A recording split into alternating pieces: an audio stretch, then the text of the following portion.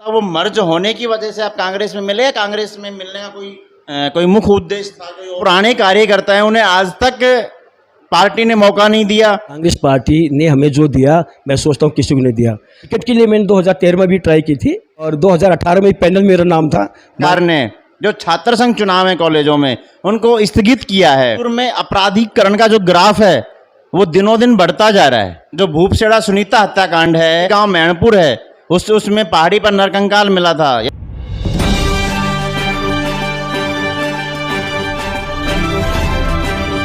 नमस्कार, आप देख रहे हैं वॉइस ऑफ कोटपुतली और आज हमारे स्टूडियो में आपके सामने जो शख्सियत मौजूद है उसके बारे में जो बताया जाए वो कम रहेगा। आप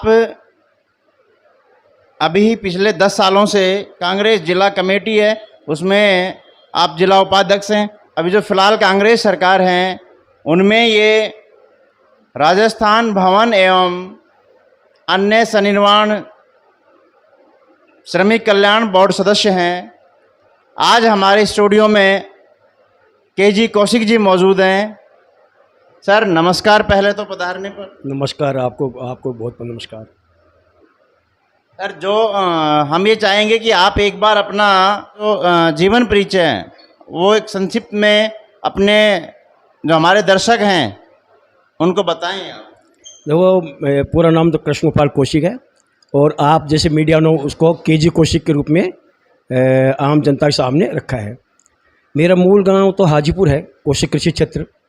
प्राथमिक शिक्षा मेरी चोला से हुई, मिडिल स्कूल हाजीपुर से मैं 8वीं की, हमीरपुर से मैंने 10वीं पास की और शाहपुरा से 11वीं और पीजी कॉलेज चंद्रपुरा से मैंने बीकॉम की। यूनिवर्सिटी से मैं राजस्थान यूनिवर्सिटी से मैंने एमकॉम की।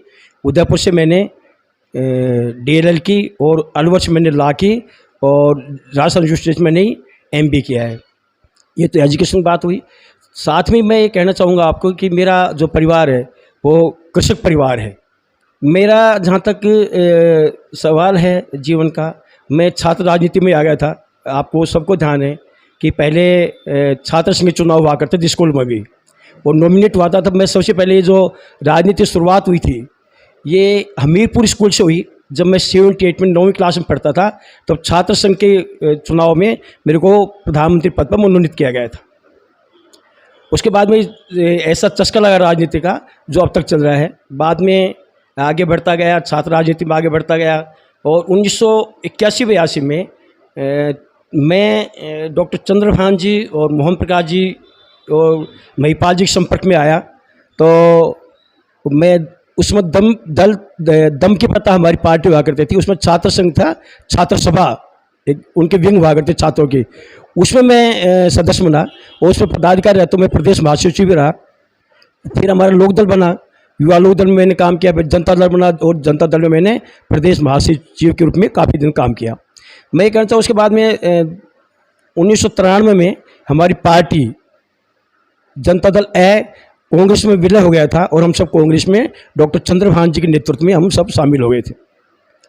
उसके बाद में लगातार कांग्रेस पार्टी में पिछले 30 साल से मैं काम कर रहा हूँ और काम के साथ साथ ही कोशिश की है कि पार्टी में रहते हुए आम जन के लिए ज़्यादा से ज़्यादा हम काम करें, आम जनता को राहत पहुँचाएँ। जनता की जो मांग है उसके पूर्व पार्टी ने जो भी जिम्मेदारी दी, चाहे जेल में मैं सचिव रहा, महासचिव रहा, उपाध्यक्ष रहा, माननीय भवन जितेंद्र जी के आशीर्वाद से, माननीय टीकाराम जूली जी के नेतृत्व में हमने बहुत काम किया पार्टी के लिए। और जहां पार्टी ने जहां भी आदेश दिया, पार्टी के जो भी कार्यक्रम आए, चाहे धरना का, रैली का, प्रदर्शन का, महंगाई के खिलाफ प्रदर्शन रहा हो। अभी आप सबको पता है कि हमारी सरकार ने माननीय राजस्थान के यशस्वी मुख्यमंत्री अशोक गहलोत साहब ने महंगाई राहत शिविर किए थे। मैंने 28 पंचायतों में जाके लोगों को प्रेरित किया कि ज़्यादा रजिस्टर करवाए और ज़्यादा लोग अपने प्रेरित होकर उसका फ़ायदा उठाए। उससे पहले प्रशासन गाँव संग अभियान चला था। मैं आपके बीच में कहना चाहूँगा, मैं 43 पंचायतों में गया, लोगों को मोटिवेट किया। साथ में ही मैं ये कहना चाहूँगा कि छात्र राजनीति से ही मेरे अंदर एक जिज्ञासा थी कि मैं कैसे हमारे समाज में जो वंचित वर्ग है, जो पिछड़ा या जो कम भाग्यशाली लोग हैं, उनके हम कैसे सेवा करें। उसके लिए मैं स्काउटिंग में रहा। आपके सबके आशीर्वाद रोवर प्रेसिडेंट अवार्ड जिसको राष्ट्रपति पुरस्कार कहते हैं उसकी ट्रेनिंग में मैंने माउंट आबू में ली थी। उसके साथ ही एनएसएस जो हमारा होता है, एक विंग होती है हमारी कॉलेज की, उसे मैंने बहुत दिन काम किया। उसके साथ ही उससे साथ काम करते ही मैं ये और कहना चाहूँगा आप सबके बीच में, लायंस क्लब बहरोड है, आप सब जानते हो। लायंस क्लब पिछले 25 साल से मैंने काम किया, जिसमें विभिन्न प्रकार के जो कैंप, मेडिकल कैंप लगते हैं, आँखों के कैंप लगते हैं हर गांव में। जहां भी लोगों को सुविधाएं, चिकित्सा की सुविधा या जांच की सुविधा नहीं होती, लायंस क्लब गांव-गांव में जाकर कैंप लगाता है। उसके माध्यम से उनको राहत देने का और निःशुल्क चिकित्सा पहुंचाने का काम हम लोग करते हैं। मैं नीमड़ा इंडस्ट्रियल एसोसिएशन में उपाध्यक्ष रहते हुए हमने कोशिश की इंडस्ट्री से बात करके, और हमने 25 लाख रुपए के बिस्कुट इस बांसु की धरा पे, नारायणपुर की धरा पे हमने उन लोगों को पहुंचाने का काम किया जो उस समय खाने को मोहताज थे। एक दिन में 1,000 पैकेट के बिस्कुट हमने यहाँ पहुंचाने का काम किया। बांसुर में नहीं, पूरे, चाहे मुंडावर हो, चाहे बहरोड हो, चाहे वो ग्रामीण हो, चाहे वो शहर हो, जहाँ भी प्रशासन ने, माननीय कलेक्टर साहब ने जहाँ भी आदेश दिया, वो हमने लोगों को राहत देने का काम किया। मैंने प्रयास किया उद्योगपतियों से बातचीत करके कि सैनिटाइज़र हम कैसे दें। सैनिटाइजर की बड़ी डिमांड थी। ट्रकों ट्रक यहाँ सैनिटाइजर के आई, मास्क की गाड़ियाँ यहाँ पे आप सबके सामने आई। हर पंचायत में, हर स्कूल में, हर हॉस्पिटल में सैनिटाइजर का, मास्क का पहुँचाने का काम हमने किया। ये क्योंकि सब लोग डरे हुए थे महामारी में, कोई बाहर नहीं निकलता था। मैं दावस कह सकता, अकेला मैं आदमी था। आप पत्रकार महोदय सब जानते हो कि जो अपनी गाड़ी लेके पीछे पिकअप होती थी और मेरी गाड़ी होती थी, और मैं गांव-गांव में घूमता था कि किसी को भी खाने की ज़रूरत हो, बिस्कुट की ज़रूरत हो, कोई भी हो। मैं कई बार मेरे आंखों में आंसू हो जाते हैं। पहला जो हमारा कर्फ्यू लगा, वो लगा था कराना के पास, नया गांव में। मैं गया वहाँ पे, मान तहसीलदार जी हमारे साथ थे, तो वहाँ गया तो वहाँ पे बंजारों के मेरे बच्चे भूखे मरे हुए थे, उनकी आंखों में आंसू थे, उन पर खाना नहीं था। मैं जब वहाँ गया तो मैंने पूछा तहसीलदार जी से कि ये क्या हो रहा है। बोल साहब ये 3 दिन से खाना नहीं मिल रहा है इनको। मैंने तुरंत पार्ले के बिस्कुट के महावीर साहू जी थे वहाँ पर, जल मैंने उनको फ़ोन किया और एक पिकअप की गाड़ी मैंने वहाँ खाली करो प्रशासन के सामने।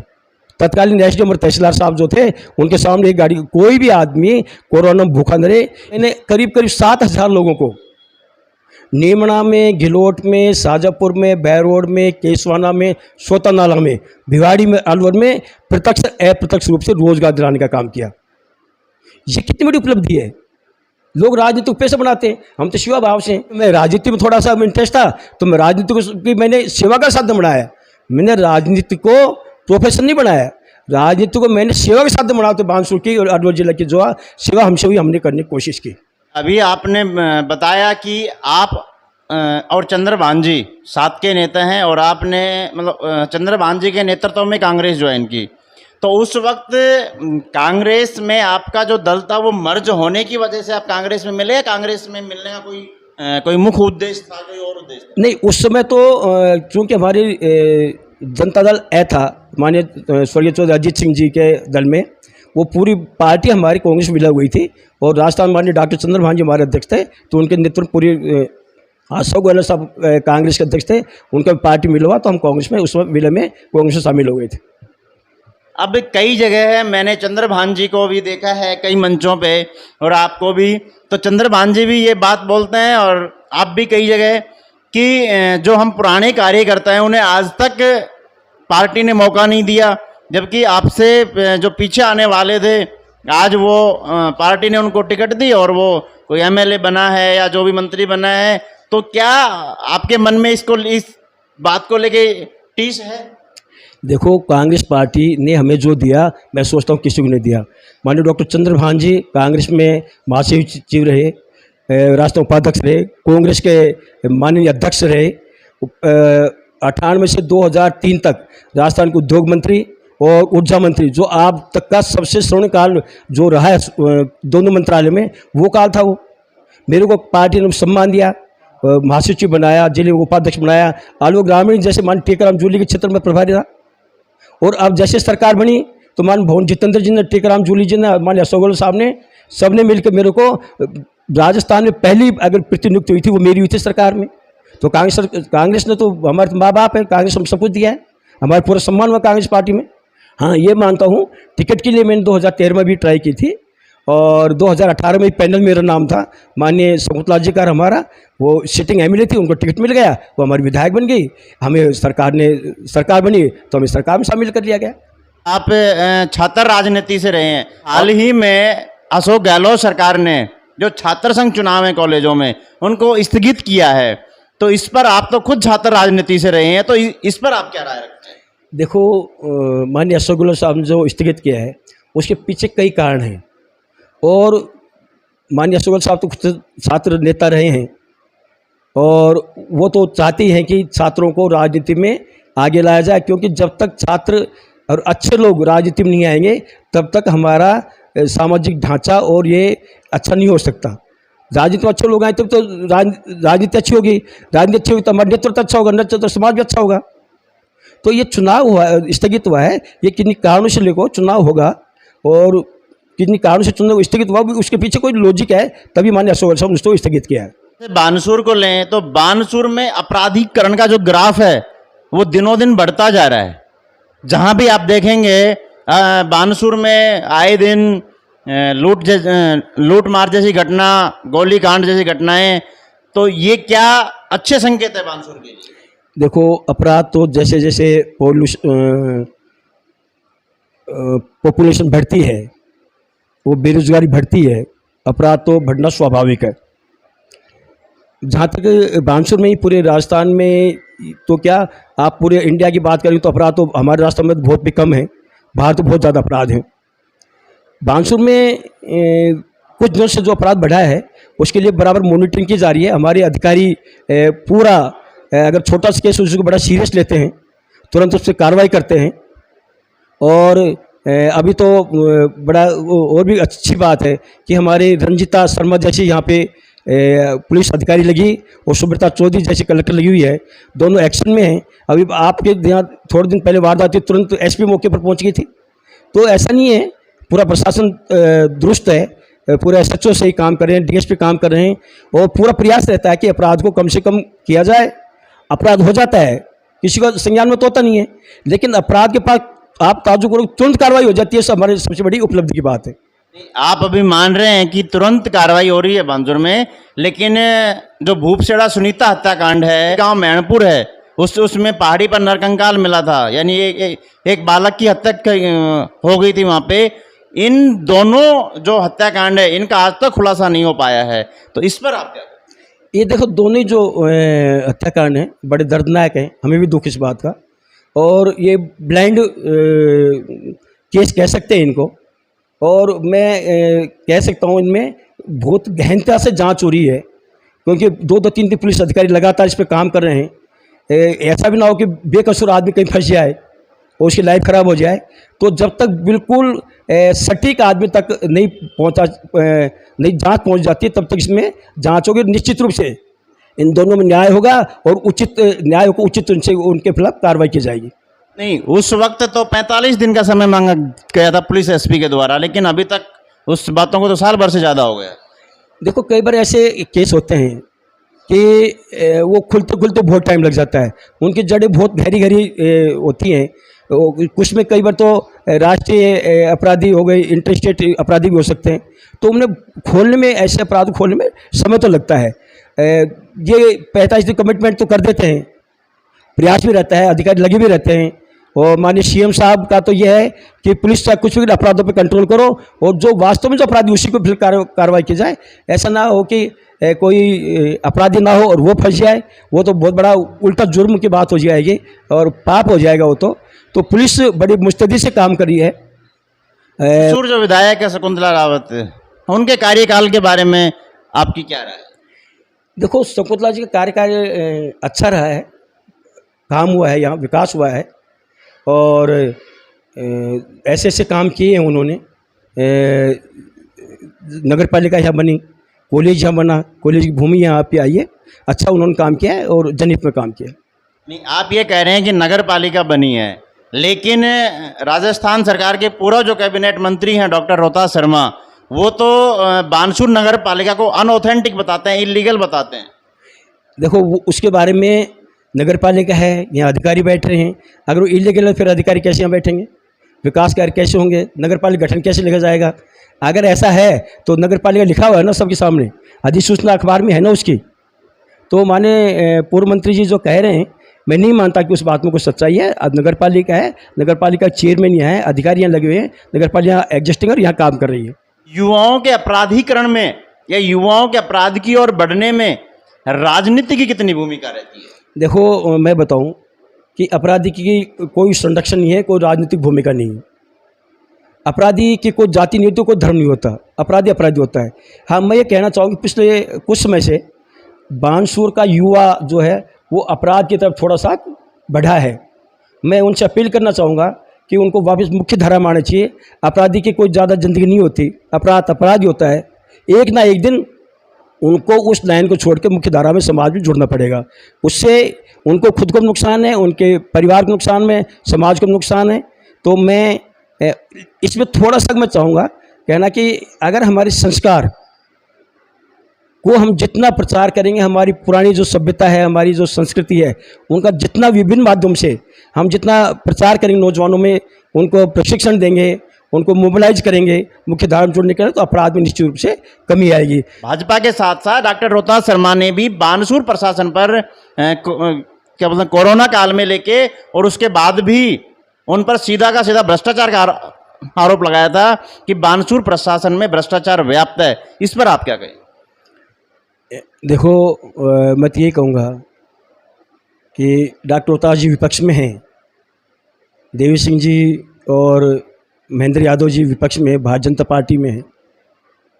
वो पहले अपराध ये हमारे अधिकारी पर हम पर पार्टी पर भ्रष्टाचार आरोप लगा, पहले खुद अपने उसमें झांकें कि उनकी स्थिति क्या है।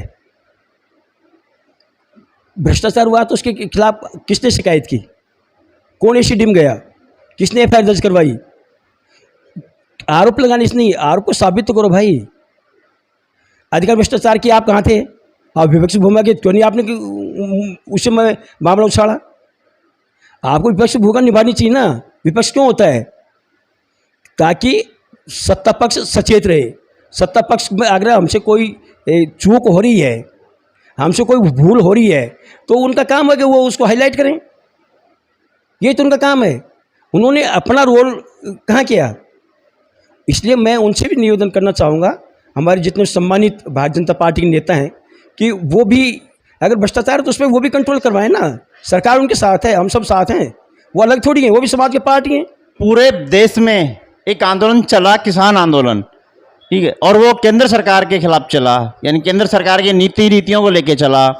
तो उसमें जो 2024 में होने वाले चुनाव हैं, तो उस पर जो केंद्र सरकार है उस पर क्या प्रभाव पड़ेगा? आप देखो,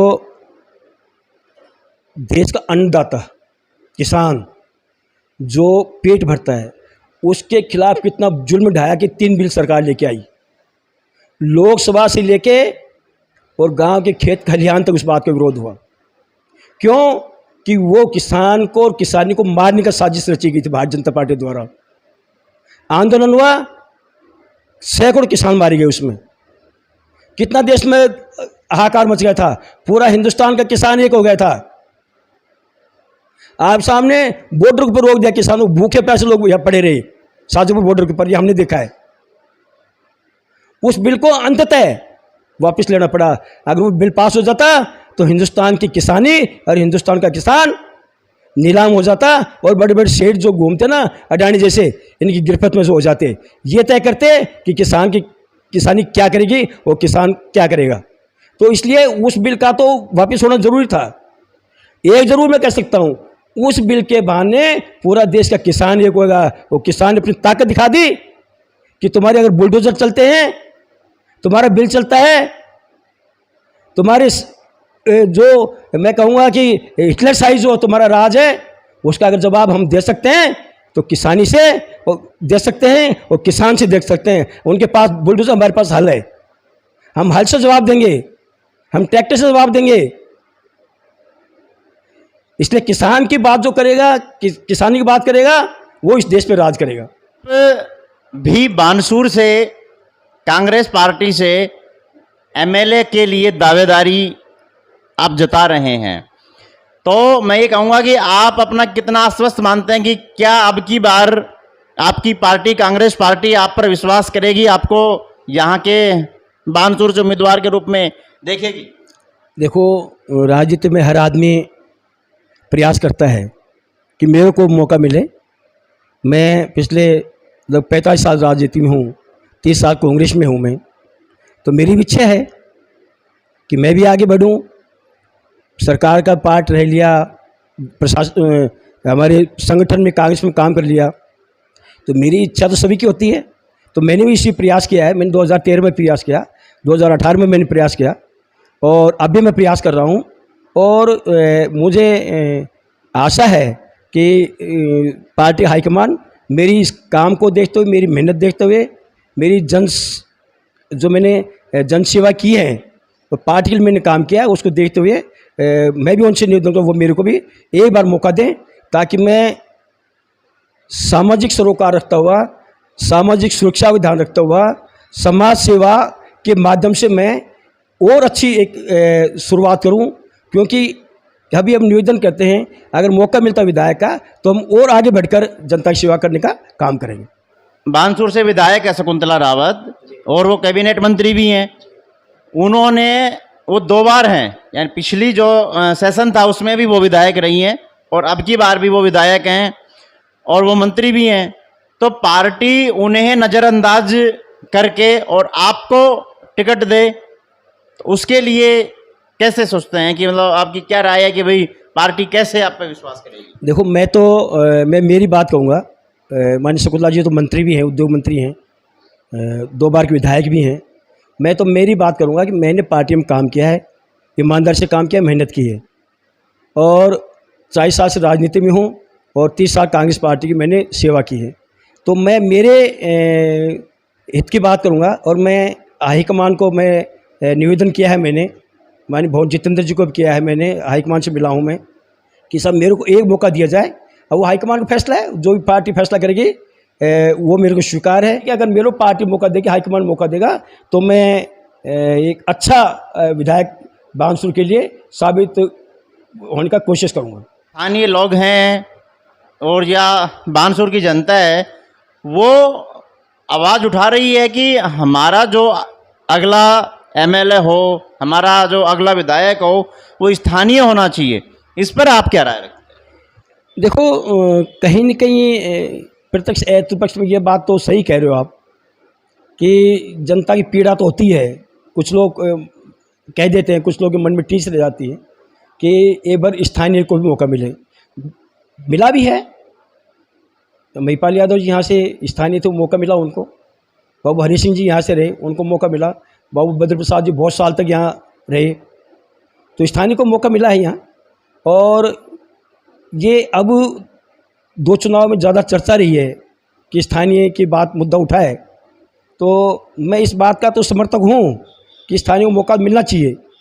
लेकिन चूँकि राजनीति है और राजनीति में तो हाईकमान जो फैसला करता है वो बहुत सोच समझ करता है, और इस बार तो बहुत ही सोच समझ कर और निश्चित रूप से जो पार्टी हाईकमान है वो ये कह रहे हैं, हमारे प्रभारी और प्रवक्ता भी ये कह रहे हैं कि जो जीतेगा, कई सर्वे आपके माध्यम से सर्वे हुए हैं, राजनीतिक सर्वे भी हुए हैं, पार्टियों ने भी, माननीय मुख्यमंत्री जी ने सर्वे करवाए हैं, पार्टी अध्यक्ष जी ने भी सर्वे करवाए हैं और अखिल भारतीय कांग्रेस कमेटी ने सर्वे करवाए हैं। जो सर्वे में जीतेगा टिकट उसी को मिलेगा। और मैं समझता हूँ कि मैं भी अच्छी मेहनत की है, जैसा लोग बता रहे हैं मेरे बारे में लोग अच्छी चर्चा करते हैं, तो मैं भी पार्टी हाईकमान से निवेदन किया मेरे को मौका मिलना चाहिए। और स्थानीय की बात आती है तो कहीं न कहीं जो पीड़ा है लोगों की, मैं कहीं मैं उसमें सोच जुड़ा हुआ हूँ। अगर स्थानीय को मिलते हैं तो वो यहाँ की दुख तकलीफ ज़्यादा जानता है, लोगों को और अच्छी सेवा करेगा। भी जो जनता में आवाज़ उठ के आ रही है कि मुख्यमंत्री अशोक गहलोत जी ने एक साथ इतने सारे जिलों की घोषणा कर दी, तो क्या एक साथ इतने जिलों के लिए अधिकारी देना, या यानी कि कहने का मतलब प्रशासनिक व्यवस्था देना, क्या सही होगा? क्या वो दे पाएंगे या नहीं दे पाएंगे? कहीं अस्थिरता या अव्यवस्था की हालत तो यहाँ मौजूद नहीं रहेंगी? देखो, मैं बहुत बहुत धन्यवाद देना चाहता हूँ माननीय राजस्थान के यशस्वी मुख्यमंत्री अशोक गहलोत साहब को। जिले बनाए बहुत सोच समझ के बनाए हैं, भौगोलिक संरचना के हिसाब से, आर्थिक दृष्टि से, पहनावे की दृष्टि से, क्षेत्र भाषा की दृष्टि से बहुत सोच समझ के पिछले 5 साल में बहुत अध्ययन हुआ है। उस अध्ययन के बाद में जिले बनाए गए हैं। ये उसके बाद में रहा प्रशासनिक, मैं कह सकता अशोक गहलोत साहब राजनीति के इतने मंजे हुए आदमी हैं, उनको इतना एक एक चीज़ का ज्ञान है कि वो कैसे प्रशासन को चलाएंगे, कैसे शासन को चलाएंगे, वो विशेषज्ञ हैं चीज़ के। अब अपन बात करें कि प्रशासन कहाँ से आएगा, शासन कहाँ से आएगा।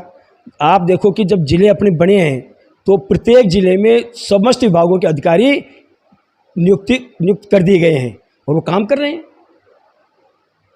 आप देखो को हर विभाग में एक एक अधिकारी लगा दिया, पूरी उनकी टीम आ गई।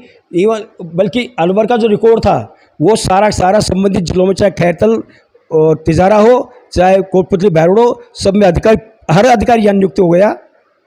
चाहे श्रम विभाग हो, चाहे पोल्यूशन कंट्रोल बोर्ड हो, मैं इंडस्ट्रीज की बात करूँ, चाहे उद्योग विभाग हो, बाकी जो मेन मुख्य जो विभाग हैं वो सारे आपके आगे, सारे अधिकारी आ गए और इतने बढ़िया संरचना जिलों की हो गई, इतने बढ़िया अधिकारी यहाँ लगे। आप देख लें प्रशासनिक दृष्टि से और विकास की दृष्टि से राजस्थान भारत में अभी 1 नंबर पर है और आप देखना आने वाले समय में और सबसे आगे विकासशील विकसित राजस्थान बनेगा। कृष्ण जन्माष्टमी उत्सव के आपको भी और आपके माध्यम से बानसूर की, अलवर के, राजस्थान के आवाम को मैं बहुत बहुत शुभकामनाएं देना चाहता हूँ। सब खुशहाल रहें, आगे बढ़ें और उनका वैभवशाली जीवन रहे। माता बहन हमारी खुशहाल रहें, कृषक किसानी को लेकर आगे बढ़ें, अच्छी फसल हो, नौजवान अपने अधिकारियों को लेके और रोज़गार में ज़्यादा वो प्रतिभागी बने। बल्कि मैं तो रोज़गार के बारे में कहूँगा कि स्वावलंबी बने और खुद का रोज़गार अगर नौजवान करता है, उसकी सरकार ने बहुत अच्छी सी योजनाएं चला रहे हैं, उनको प्रशिक्षण लें और खुद का रोज़गार भी करें। और औद्योगिक क्षेत्र भी नए आ रहे हैं, उनको वैसे भी काफ़ी रोज़गार मिलने वाला है राजस्थान में। तो इस दृष्टि से उनका उज्जवल भविष्य सबका होगा। हम सबका भगवान की श्री बांकी बिहारी महाराज और राधा नाथ की हम सब पर कृपा बनाए रखें। इसी साथ आप सबको नमस्कार। श्री बालाजी फिनसर्व, जहां मिलती है आपको वाहन बीमा, स्वास्थ्य बीमा, म्यूचुअल फंड, जीवन बीमा, फाइनेंस, साधारण बीमे की सभी सुविधाएं। कार्यालय बानसूर महाविद्यालय के पास, बाईपास रोड, बानसूर। मुख्य कार्यालय लालकोठी, कोटपुतली। अधिक जानकारी के लिए संपर्क करें 8302367656।